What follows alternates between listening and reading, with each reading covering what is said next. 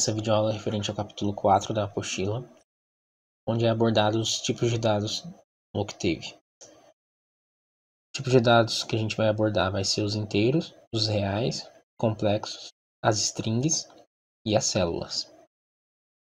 Eu já deixei o script pronto, porque ele é mais explicando o que são esses tipos de dados. Aqui em cima, eu criei 3 variáveis, uma contendo uma variável unidimensional, uma matriz 1 por 1, outra contendo um vetor, e eu também criei uma matriz, 2 por 2. Dos tipos de dados, o primeiro que a gente vai abordar é o inteiro. O Octave fornece 2 tipos de inteiro, o int e o unsigned int.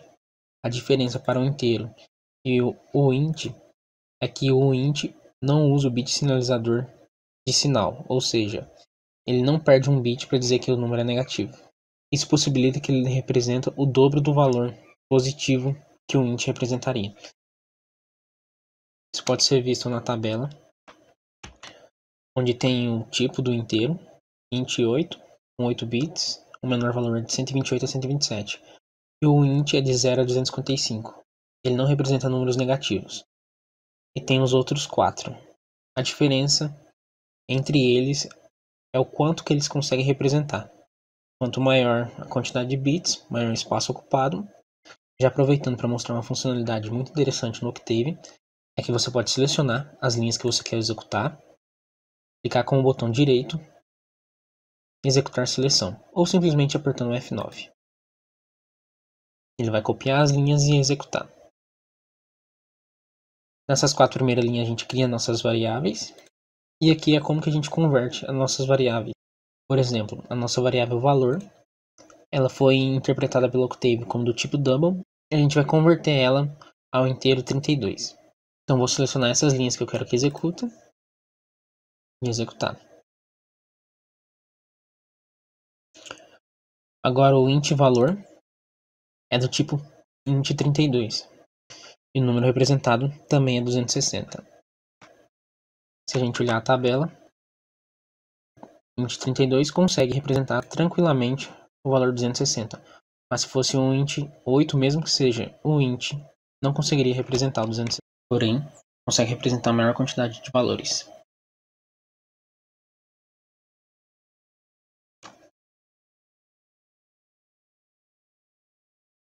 O valor seria diferente. A conversão também funciona se você enviar um vetor ou uma matriz. Para os reais existem 2 tipos, que é o double e o single. O double possui 8 bytes de representação e o single apenas 4. Ou seja, o double é de precisão dupla. Ele consegue representar melhor os números reais.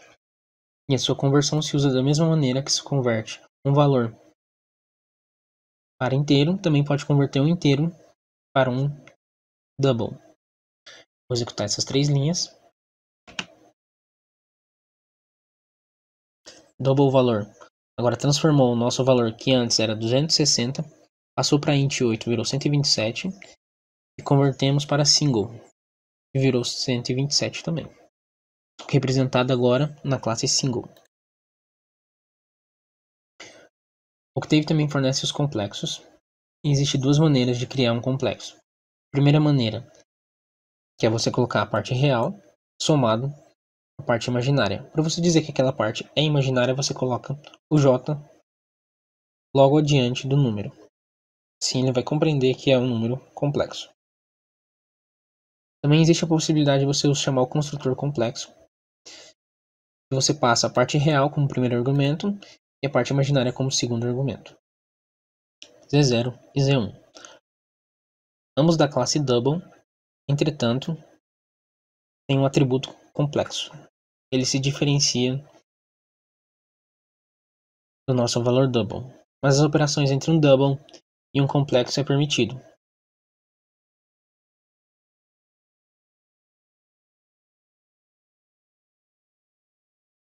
Também temos a classe string, que você pode representar cadeias de caracteres para representar nomes, textos e etc. Por exemplo, eu salvei na variável nome o valor João, que é uma cadeia de caracteres, e o nome 2, que é Maria. também é uma cadeia de caracteres. Você pode dizer que é uma string todos os caracteres que estiverem dentro da aspas simples ou aspas duplas. Se você começar com aspas duplas, aspas simples serão consideradas como texto. Se você começar com aspas simples, aspas duplas serão consideradas como texto. Executando essas duas linhas.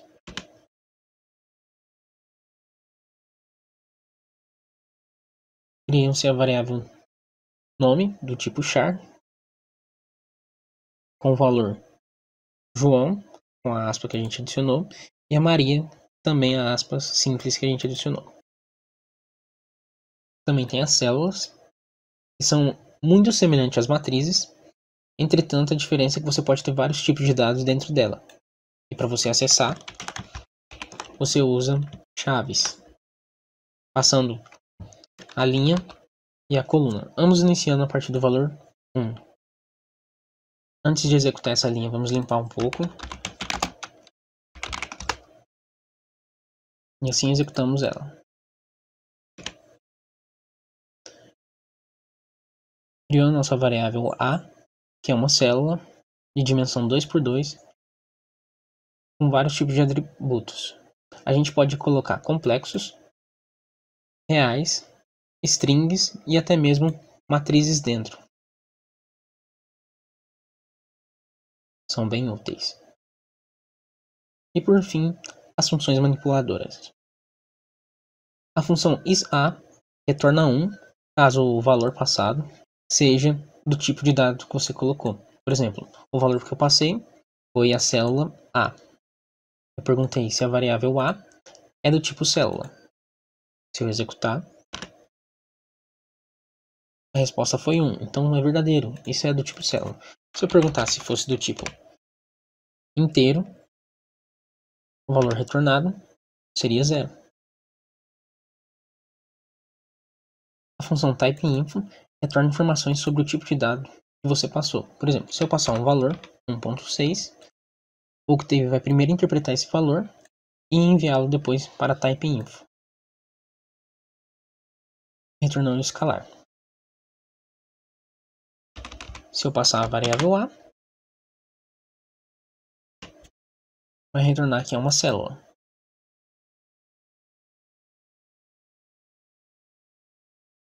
Também temos as funções cache e typecache. A função cache vai converter o valor para o tipo de dado passado. Por exemplo, pi, se eu passar ele para inteiro, o valor que eu espero é 3. Executando, a cache converteu para 3. Caso a conversão não seja possível, o Octave vai lançar um erro. Caso eu queira converter isso para um complexo.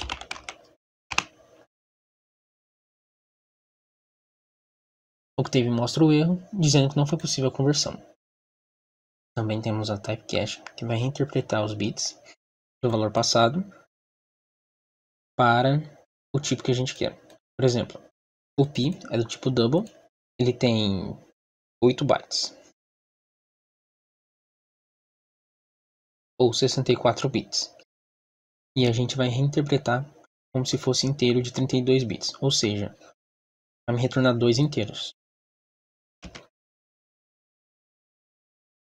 E aqui está o pi interpretado como 2 inteiros.